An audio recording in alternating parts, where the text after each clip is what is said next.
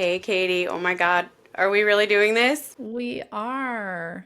Welcome to Higher Downloads, where two moms, entrepreneurs, and spiritual seekers are getting real about doing our best to live life in alignment. Yeah, and by getting real, we mean the raw, unfiltered voice memo version of ourselves. And you know what we're really obsessed with lately: higher hmm downloads. You know that moment when clarity arrives seemingly from nowhere? That's it. That's the higher download from your highest self. Exactly, because we know everyone has the ability to access their own higher downloads. So nothing is off limits here. Everything in the wheel of life, from career, spirituality, motherhood, relationships. Yep, everything. And really through the lens of higher consciousness and joy.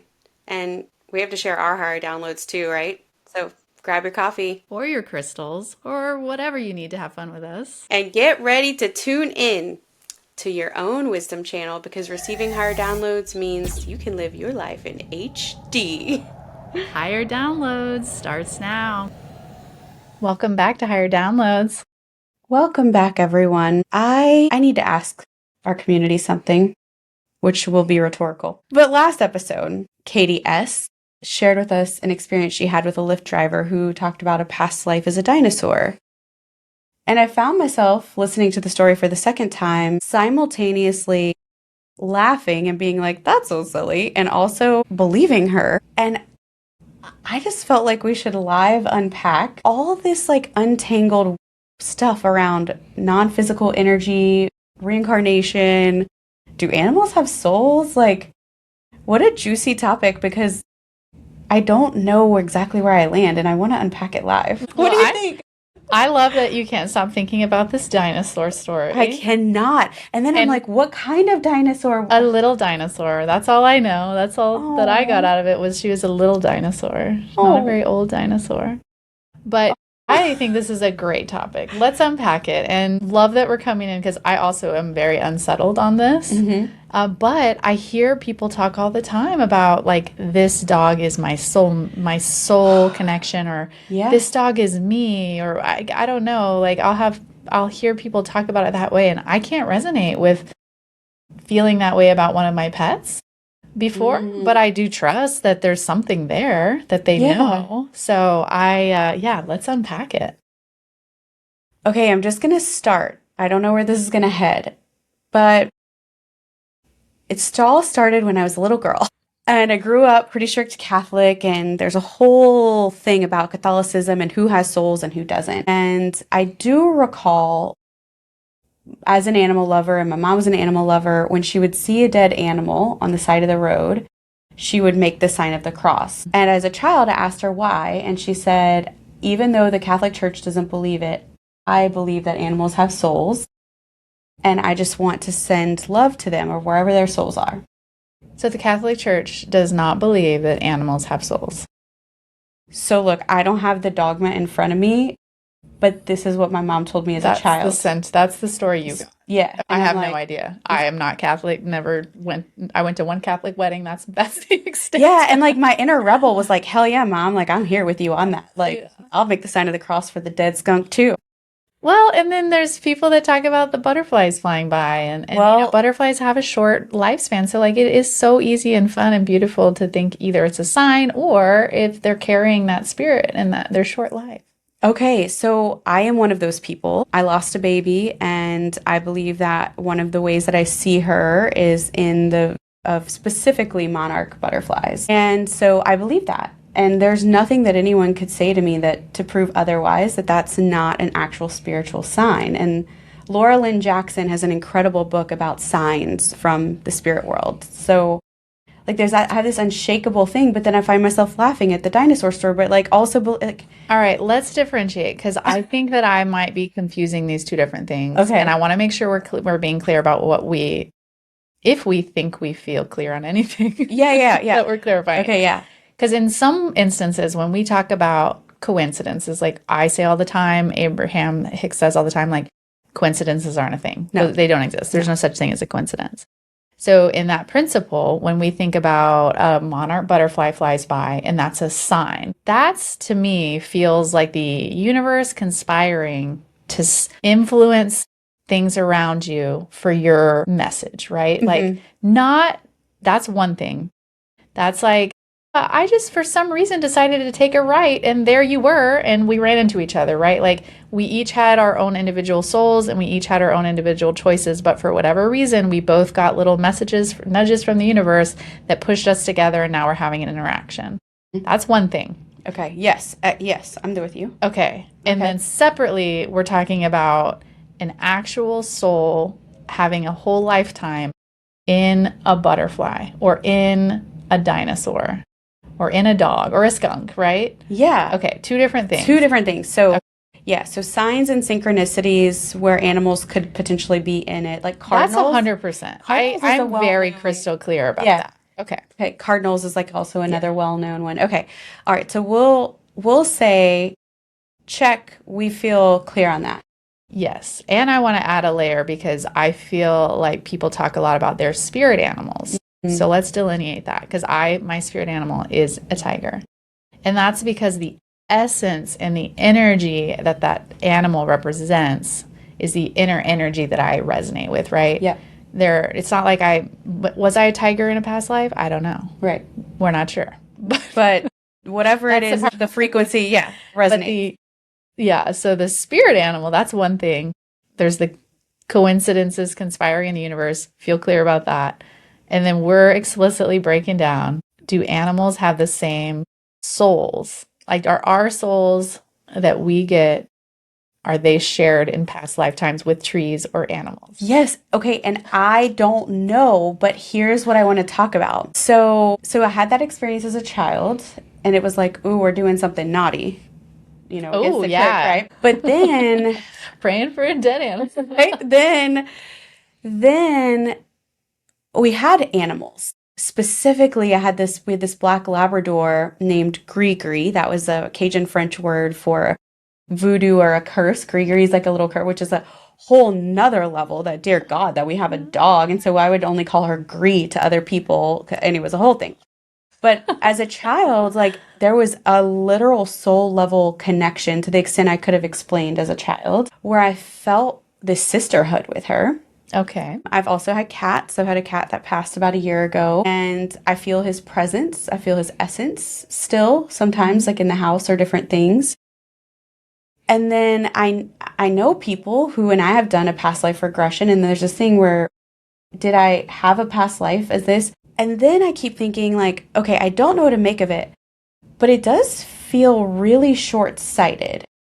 If you believe in the idea, or if you understand the idea of non-physical energy, and death is not the end of it's the end of this exact human body life, but the essence, our souls, I'll call it soul to have a name. The soul continues. This non-physical energy continues. And there's a lot of beliefs in the spiritual world that soul or energy then can choose to incarnate later in lifetimes. It feels short-sighted to say, well, it can only incarnate into a human. Yeah. What makes us that special? I mean, we have more advanced brain power, right? But then there's dolphins, and I think horses. We all know elephants. We can communicate. Yeah. So, okay. So it does feel short-sighted. Like, we're still animals, even though we are sophisticated animals. But we're not the only ones that make tools. Like, there's a lot of nuance to it, but like, we're still just hearts and lungs and brains, and we just are a bit advanced. So I'm with you. It would be short-sighted to say that we're special in that way. Yeah, and then you take it the level of, okay, consciousness. Well, what is consciousness? Well, if you've ever owned a pet, you know that your animal is conscious. Oh, 100%. Yeah. Like Waffles, you could feel, you just told me that y'all went to the Greenbelt and she was perfect. What was Waffles experiencing? What was her consciousness experiencing at the Greenbelt? Well, when you have a dog that's just like chill around anybody, really, it just creates joy and connection. Like, that was one thing Stella really enjoyed, my oldest. She was just like, everybody loves Waffles and wants to pet her, and we get to have all these interactions with people because she's just so cute. Yeah. But she's also just fun. Like, she's just along for the ride. And she feels like that versus a dog that's kind of checked out and maybe just very animalistic, like chasing squirrels or like kind of just being, I don't know, disconnected. I don't know how else to describe it. But it almost feels like when I'm around her, she's attuned to the her connection to the humans. Okay. Yes. And maybe you think, I'm wondering if checked out is that they're more animalistic. I can't think of it. Like they're more. Well, just like a human, when a human is on autopilot. Yes, It's that. Like when the human's on autopilot, they're not pausing and taking moment by moment. They're just like, eat, sleep, get up. Instinctual was the word. Instinctual was the word I was looking for. Huh? Yes, 100%. Yeah. And I've had dogs that operate from a much more like they're just doing the same thing, kind of instinctual, animalistic, reactive behaviors. Okay. Yeah. And she's not like that. Right. She definitely feels like she's more relaxed and attuned. And I agree with you. Yeah. Yeah. Being in the Waffles fan club, obviously. Yes. I will say one of our other dogs, Trip, that we had when Andrew and I met, he had already gotten Trip with some of his friends when we met. And Trip was like 2, and he was a big lanky boy, like so just dopey but sweet. Like everybody loved him too, but in a dopey way. And we used to joke because he would come up and spoon me both ways. Like he'd come like in front of me, behind me, he'd like lay whatever. And we used to always joke that he was a frat boy and that he was like creeping in on me, like Andrew's boys coming in. And he was like, because he was just like a cool dopey, like frat boy is what we called him. And so that was funny to think about, but I was just joking then, but maybe it was. Well, there's no denying that they have personas. Yeah. I just love all the things about like animals you don't think of. Like there's this really cool documentary about a person befriending an octopus and how smart they are and how they interact. I also got dopamine like hit for me is to watch unlikely animals become friends. Like I'm pretty obsessed with this one pig on Instagram, Merlin the pig, and he's got an emotional support pet, which is his own support pet, which is a pigeon named Al Capone. So yeah, you're welcome, Merlin the pig. Hopefully you're getting a few more followers now. But like these unlikely pairings of animals and how to our human ears, it doesn't sound like they speak the same language. Like the sound a pigeon makes and the sound a pig makes, we think is like, Greek and Chinese or whatever. Right, yeah. But clearly they have some connection that they understand each other. Yeah. Yeah. I mean, intuition alone, you can feel feelings. And like, think about like an emotional support pet. Yes. Like you're talking about, like that's the whole thing is they're just in tune with your feelings and know how to react or respond when you're having them. Right. Like, so there's something in there. They have brains. They have decision points. They have nervous systems. They have nervous. That's a whole thing with, I've had the chance to do equine assisted leadership development. And I have a whole part of my book about horses and their electromagnetic field around their heart is so much bigger and how what they can feel and how they sense it. So they have nervous systems. They have brains. They have free will if they're not in captivity. Oh, yeah. Like there's definitely something there. Yeah. Yeah, there is. Okay, so there's something there. And then we've talked about the telepathy tapes a lot here, and there's some cool episodes on those podcasts about telepathy with animals. It doesn't double click into what we're talking about souls and past lives, but it gives enough evidence to still make me want to explore it and wonder. Okay. In the telepathy tapes, of all the ones they talk about, and I'm not sure if you've listened to others, like I would love to know people that speak to animals. Yeah. Anytime I've heard them talk about what that animal's saying, they're often talking about this, like their current lifetime. Correct. So I almost wonder if that could be an outlet if we were to look up or find somebody who can speak to animals more directly, if they ever bring up past lives. Maybe that's a way what we need. We need to find out. Well, I think I know someone who could help us. Too. I think we're gonna have to do this. Inquire. I just thought of 2 people actually. Love it. Okay. We're gonna fire on that. So we'll do some research, community. We'll do some research. Yeah, but okay, so then I agree with you. I hear people say this like, I know I had this dog in another lifetime, or like our souls were meant to find each other. Yeah, like people say that. We can't leave out the karmic connections because that's another layer is that people talk about. Like we'll find you in the next lifetime, or they had an unresolved connection with you in your past lives. So that's why you're coming back together, and maybe you have conflict because of that. So you have to add that layer in. I could see that as like with dogs. Whether Yes. can I see that with an ant? Well, that's what I mean. Like, I'm like, cats, yes. I'm a cat person too. Like, cats, yes. Dogs, for sure. Ants. But then why would ants be excluded? Why would they be excluded? And tell me the story about the person you said that had a past life. Yeah, I have a friend who shared that when she did a past life regression, which is a hypnotic state where you are inviting your soul to remember past lives. And there's a lot of questions around it.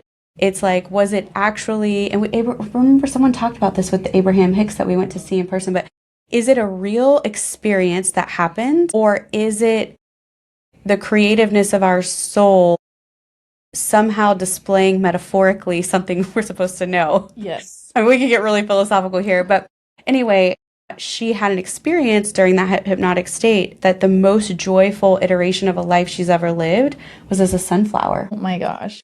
And like feeling the sun rise in the morning, and then her heart center of the sunflower raising the stem. And you've watched sunflowers, like they literally raise to the sun, and that like how beautiful that life was. And then I saw something on Instagram where someone said, I can't remember exactly how it was, but basically like some souls choose to incarnate. This is what the person was saying. Some souls choose to incarnate as trees after they've had a really hard, volatile life in human form, potentially, especially like maybe nomadic, or their parents were in the military, they moved a lot, that they choose a lifetime as a tree next so that they can stay grounded and stay in one place for a century or whatever. Yes. Wow. And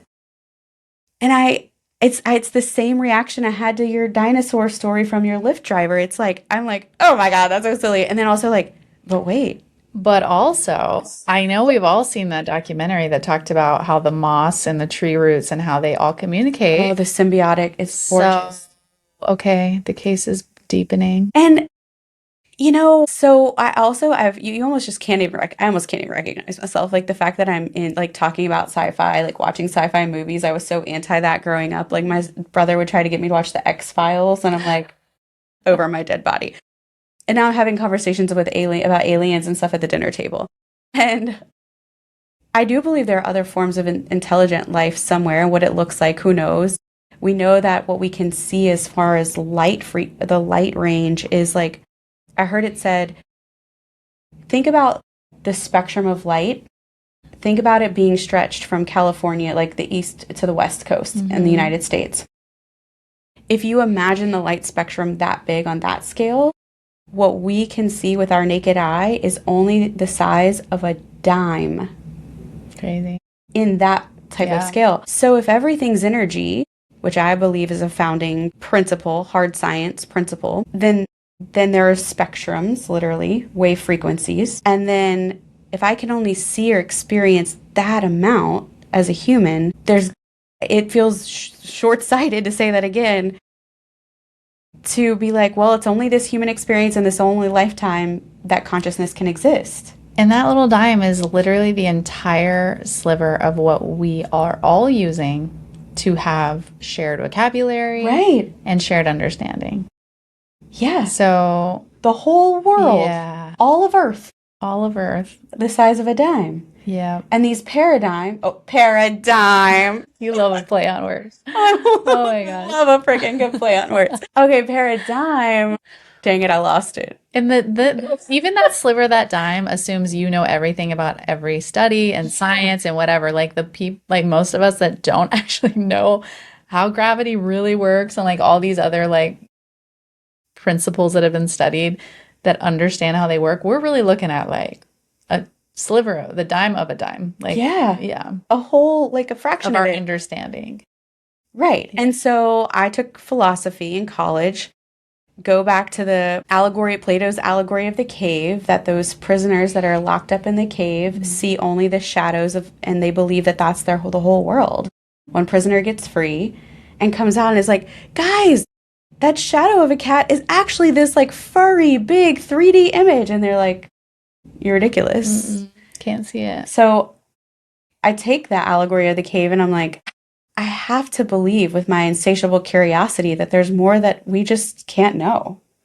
Totally. If you could choose an animal to come back as, what would it be? Oh my gosh. Well, I joke all the time that I would come back as waffles. Like, can you imagine? Like, she's got two little girls, a household. Like, all she does is chill, sleep, play, have fun. Has a family Everyone who adores her. Well, that's what, okay, let's think about too. I don't know if it's Buddhism or Hinduism where they talk about how, like, there's like your karmic, like your next life cycle is Yeah, yeah. based on like how much karma you have in this lifestyle, whatever. Again, I'm not an expert on this, but I do know that they have a whole method about if you come back at a lower status, that means you haven't done as well in this lifetime. Yeah. There Which is. we joke about that a lot. We had also done the Book of World Religions things with the Oh, girls, yeah, yeah, and yeah. in there it talks about that. And so we always joke about like coming back as a different animal, like in a lower tier or whatever. And yeah, like I even think about dog breeds, right? Like how certain dog breeds have certain status in this world, In right? different countries and And different, they are different culturally countries. matters. Yes. But part of it is like the genes combined with the way the humans are perceiving them and what their lifestyle is going to be, right? So think about how certain dog breeds have certain behaviors. Like I've always wondered, is it just their brain chemistry and they're programmed with that same instinctual habits? Because literally we saw a guy at the Greenbelt Sunday yesterday and he was like, because she's a mix of a corgi and a like cattle dog and she's a very unique look. And they were like, is there a cattle dog in there or a blue heeler, whatever? And I'm like, yes, but she's half corgi. And he was just like, oh my gosh. Well, corgis are just great with people, aren't they? That's what you always hear. I'm like, they are. They really are. And I'm like, is it her brain? Because that's how corgis' brains are passed down, just like we are DNA. passed down DNA from our family? Or is it also like karmically? Okay, also remember the Queen of England gave Yes. corgis status. 100%. She gave corgis status in this like more royal type bloodline of animals. Yeah, I'm like, what contributes to the dogs coming back and having such similar habits? Like, I really don't think that it's all just their DNA. Like, we know humans don't operate that way because we can change. Thank you for adding even more complexity to my thinking. Yeah. There's more to it. There has to be. There has to be. And, I love pit bulls, but they have a bad rap. My son was also chased by one, so he's overcoming fear of dogs at some point. It's like a whole thing. But it's like, do you come back as a pit bull to experience the extremes of both being loving and aggressive? Do you come back to feel so you can feel judged? Maybe in one lifetime you were meek and weak or like suppressed, and then you come back as a bulldog to experience like that other side of being strong and confident. I don't know. Okay, also, speaking of Merlin the pig, he's just one, but it's a whole thing now where people are training their dogs and other animals, birds, to hit those buttons. Oh yeah, to talk. Yes. Seen that. So cool. It's so cool. And then I'm also like, duh, it's like telepathy. It's like whatever. But then I have a friend who's an animal behavioralist and, she trains dogs and does those things. And then it's like, it kind of is just simple. It could come down to just the simplicity of when I do this, I get that. And so it's just that behavior reward thing that humans are also coded with dopamine. Sure. So then that's what also is like, then I'm like, well, I want to dumb it down. I want to almost say like, well, it's really just creating a circuit in a neural pathway in the brain. And then I'm like, but wait, that's the same thing for humans. That doesn't feel complete. And also, I agree with you. And also, it's like, but that happens for humans too. Yeah. It's why we're trying to raise our children with different neural pathways. Yeah. It's why the conditioning we talk about, like that we have to overcome that created neural pathways. So I don't know. I really wish we had like 5 more people in studio with us because I want more people to I want my mind to be blown on this topic. Yeah. I'm leaning towards it's definitely both. That's what I'm leaning towards. Both what? Be clear. Both nature and nurture. Oh, okay. Yeah, like there's DNA patterns that give you a certain brain wiring, right, for animals or for humans. But also, I think there's more to it. I think it's just too simplistic to say that that's all it is and that all we are as animals when we know that's not true. We know it's not true. We feel more and that there's more to life and there's more to it. Yep. And you said nature and nurture, and I'll just throw in the spiritual too. I feel like I can't be around animals and not feel something from them. So I am going to have to go back to the fact that I do believe that animals have souls, that at some point they were non-physical energy and they became this version of this animal in the lifetime that I get to view it, but then I don't know where to go from there. Like is there reincarnation? Like I don't know. Yeah, I don't know. But Yeah. it's hard to be around an animal like Waffles or we have this new cat Beans and not be like, you are having a full-on experience. Oh, 100%. We are having You are having deep its own exchange soul. of Yeah, absolutely. Having that connection with animals is so special. yeah. Yeah, I'm clear on that for sure. I even think about, yeah, I mean, there's nothing to say anything about mammals. We know squids, dolphins, whales, like we know there's more intelligence there. Birds. Yeah, Yeah. birds too. I have to think the ants. We got to come back to the ants. Even the butterflies. The butterflies have, we've put a lot of meaning on the butterflies. God damn, I can't with the butterflies. I get so into these videos that when you can watch a caterpillar become a chrysalis, So cool. the metamorphosis that happens in that, That's fascinating. okay, let's just pretend. Let's just be like, okay, its consciousness chose to become a butterfly. So its karmic choice is to, I want to be so humble that I can literally dissolve who I am and become a very fragile being for a short amount of time. That's some bravery. That's wild. And as soon as I become a butterfly, I could be eaten by a bird. Like, no guarantee of like. I know. I really do want to know what the lifespan of a butterfly is. We're going to have to look this up. I bet it's longer in Costa Rica. Oh, There were so many in Costa Rica. Oh, in the wild. Yeah. For sure. Yeah. Yeah. Well, if I were to come back as an animal, I talk about this a lot. We play this kind of game for fun. I want to be multiple. I'm a huge water person, so I do want to be a dolphin. I think they have so much fun. They're like the Labradors of the ocean to me. They're so much Have you fun. seen the thing about the pufferfish and the dolphins? Yeah. Wait, yes, but why? I can't remember what happens.